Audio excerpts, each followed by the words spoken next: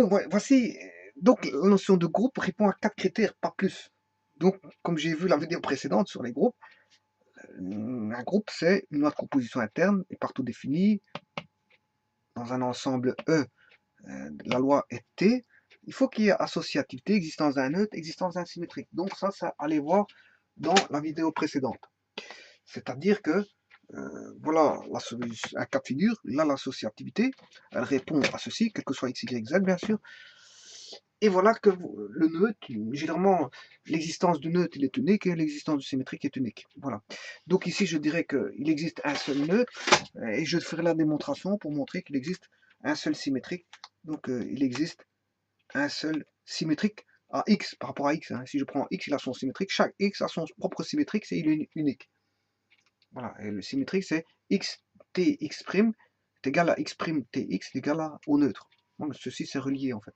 On retrouve le neutre. Parce que pour avoir un symétrique, il faut que j'ai le neutre. Parce que s'il n'y a pas de neutre, j'aurai pas de symétrique. Bon. Et ici, on va définir ce que c'est qu'un, non pas un groupe, parce que c'était dans la vidéo précédente, mais tout simplement un groupe commutatif. Qu'est-ce que c'est qu'un groupe commutatif? Ou ce qu'on appelle tout communément, ce que je vous avais dit auparavant, de faire attention parce que les terminologies, on s'y perd dans cette terminologie-là. Hein. On s'y perd. Il y a tellement de terminologie qu'on finit par s'y perdre. Donc, s'il y a un terme qui est relatif à quelque chose, ben, s'il y a un synonyme, il faut directement mettre son synonyme. Et c'est ce que je vais faire maintenant. Le groupe commutatif, c'est ce qu'on appelle un groupe abélien. Voilà. Alors, quelle est la condition à ajouter à ça pour qu'on ait un groupe commutatif? Ben, vous avez vu qu'ici, il y a le mot commutatif. Groupe commutatif ou abélien, c'est le même. Voilà. Donc, qu'est-ce qu'il faut rajouter? Il faut rajouter un critère. Parce que dans le groupe tout court, si j'enlève ceci, hein, dans le groupe tout court, ben, la commutativité facultative n'a pas forcément lieu d'être puisqu'il n'y a que 4 critères.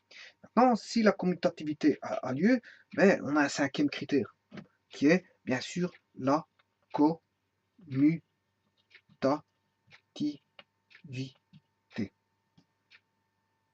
Voilà, ça c'est la commutativité. Et la commutativité va répondre bien sûr à une définition. Bien sûr, on est toujours dans un ensemble E avec la loi T, c'est-à-dire la loi de composition interne. Il y a qu'un seul, on joue avec un seul ensemble qui est l'ensemble E. Il n'y a pas d'autre ensemble mis en jeu.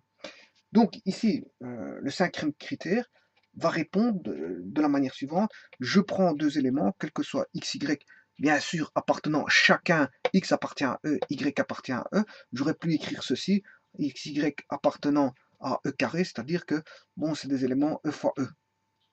Voilà, c'est-à-dire c'est un produit cartésien. Dès le moment où vous prenez un élément x de E, j'en reprends y de E, ben, j'en fais un produit cartésien.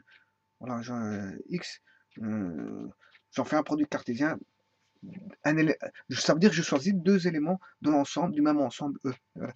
Donc E fois E qui est E carré. Bon, moi je privilégie cette écriture ici pour cette définition de commutativité. Eh bien, on aura la commutativité quand on aura, bien sûr, vous comprendrez, x, je fais agir la loi de composition interne T, mais je peux commuter tout simplement y, tx. Voilà. Dès le moment où j'ai ça, eh bien, j'ai ce qu'on appelle un groupe commutatif ou un groupe abélien. Voilà.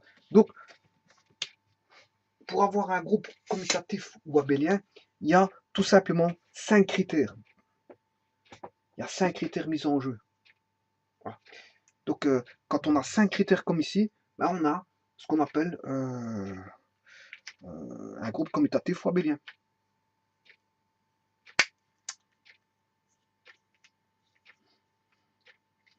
Voilà. Je vous remercie.